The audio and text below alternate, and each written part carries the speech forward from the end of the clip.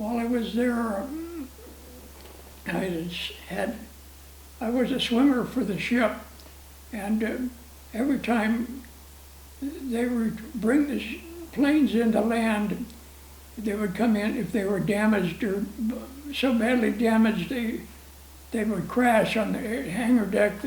The skipper would say, "Hit the drink," and the pilots had to dump their plane in the water, and they didn't have helicopters to get them, so they always had to destroyer that was behind the carriers. We'd have to leave. They'd go to the plane. I have to get the pilot out of the plane because the plane would sink within about 5 minutes after it landed. And I would stay the pilot until the ship came back to pick us up. And we had picked up so many men. One day we had eight men aboard our ship. Every time we returned the pilots back to the carriers, we would get 5 gallons of ice cream for each pilot. So anyway, they only had 5 gallons of ice cream, but we still had 4 pilots aboard, so the skipper says, "I'll return them to you in the morning and we'll pick up the 5 gallons of ice cream from each one." So, but we had to separate, we had to share the ice cream with the other destroyers. So, anyway, this went on for about 2 years, and one day the skipper came down, and he says, "John," he says, "you've got so many pilots that you've saved, 14 pilots." He says, "The admiral on the aircraft carrier says, I want that man to be made chief the next time there's an opening." So on the destroyer, on 12 destroyers, I only allowed 1 chief shipfitter. And he says, as soon as there's an opening there, he says, "You're going to be in that spot." So one day he called me up, he says, "You're now chief." The chief was killed on the other destroyer, and he says, "Since you got 12 destroyers you're responsible for," I said, "Jesus, that's a lot of responsibility," because anytime the ship would hit, I had to go over to the ship and help the men patch the holes and get the ship afloat again. And we had no place to repair them, so we had to cut pieces off the ship to fill the holes and weld them up, get the ships to going again. So that was quite a responsibility. And so anyway, I made chief. I made chief in only 3 years.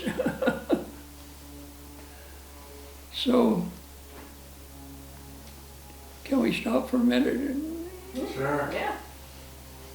Sure, you want to pause for a second? How are we doing? Are you having fun here?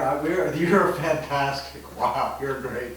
You're doing a good job, John. Pretty riveting. It's pretty riveting. Yeah, you're good. We've done 20, 30 of these really long interviews, and you're doing, you're like, You're wow. like way up there. Wow. Okay. Thank you, thank you.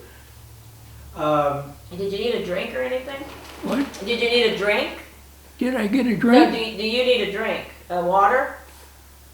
Oh, well, I'll get one. Sure. Oh, Oh, wow. Let me get you. You're caught. Okay. We got so many wires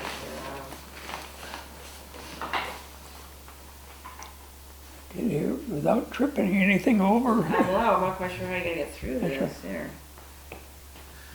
But don't worry about that. Just worry about you. Okay. I got it. You got it? Okay.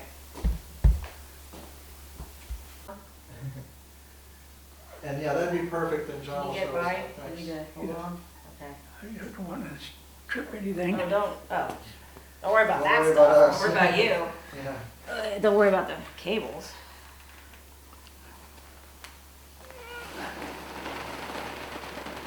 apparently I did okay last time, so I'll just keep with that. So I gotta ask you, how do you like Yuma? We have my sister's in Tucson, Yeah. and she just loves it in Tucson. She plays golf all the time, you know. Well, we went, when we first went down there, we went to Tucson, but we didn't like Tucson.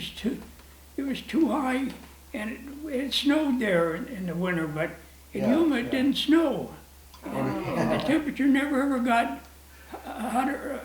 20 degrees, never did freeze.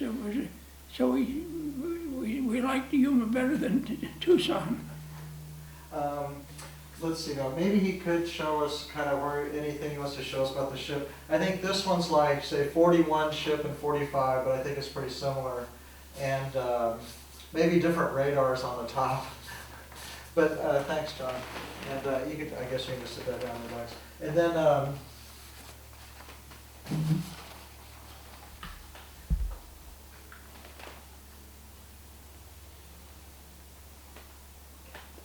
You ready? Yep. maybe I'll turn this around so that you can kind of see what you're showing us. And you can show us your battle stations and your, where you were on the ship, sure. This one shows it pretty good. This it was number 3 turret, number 4 turret. So my battle station are here on the 3rd deck below number 3 turret. And the hatch was right here behind number 4 turret. Between number 3 and number 4 turret, that's where it came up. But there's a little hatch that went down to the freezer compartments down here. I don't know if it shows you freezer compartment or not. Anyway, there's a hatch right between number 4 and number 3 turret. That's where I got the men out of there. Yeah, show us that again one more time, John. Thank you. Here's number 4 turret, here's number 3 turret. And the hatch was right between number 4 and number 3 turret. That's where it got this hatch that went down to the 3rd deck. Wow. And, The whole port side, the whole yes, port side of the ship is open to the sea. I don't know if you get a picture of those torpedo hits on there or not. yeah, here, I'll take these and then I'll trade you for this. Why don't you just show us all this stuff? This is, of course, your thing that you use when you talk to the school kids. Yeah. And yeah, just show us anything you'd like to, John. Thank you. Well, this one, I don't know if you get that picture or not, but this picture goes all over the world. And that came out of the 2015 calendar.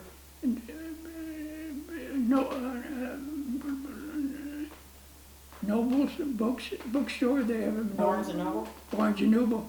Their calendar has that picture in it. The exactly picture here. Are you in that picture? Yeah, I'm right here in the water. And this is a motor launch from the California. Wait till it one more time while I've got the camera on you.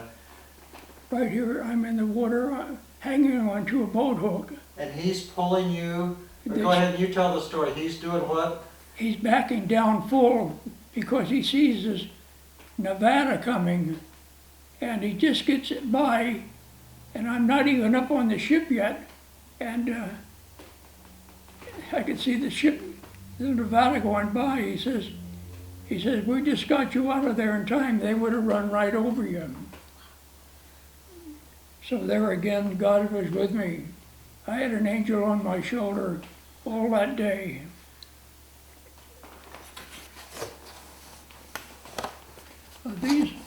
These pictures here,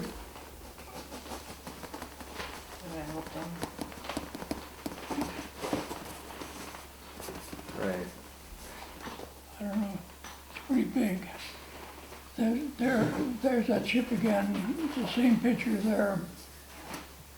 Great. There's that same picture up there. I'm in the water right there.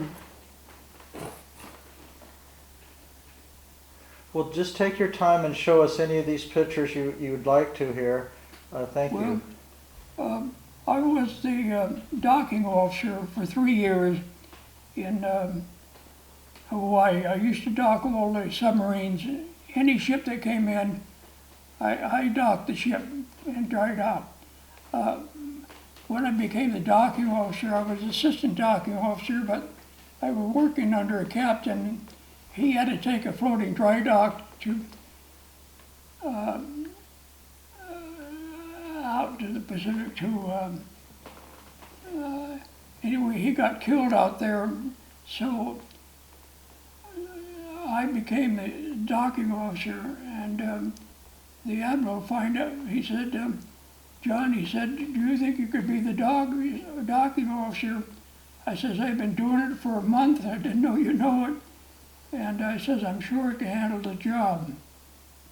So I was working with Admiral Rickover. Rickover was in charge of all the submarines. He was a high-ranking admiral, and I was docking all the ships for him. And I'd see him every time he sent a ship to Hawaii for a new ship, and they would have the runs. If there was anything wrong with it, we had to repair it in the dry dock. So I would see him once a month, and he'd come down and he says, John, he says, let's go down and see my boat. He never called them ships, they're boats. And he says, how did you ever become a dry docking officer? He says, you're only a chief warrant officer. He says, isn't this a captain's position? I says, yes, but I'm filling a captain's position right now for 3 years I was doing it. And I was only supposed to be there 2 years, and they couldn't get another dry docking, so I had to do another year till they could find a dry docking officer. So it was quite a responsibility. Those submarines, they don't cost hundreds of dollars, they cost millions of dollars. And I had a lot of responsibility because when I dock a ship, I would say to the captain, I relieve you, sir. And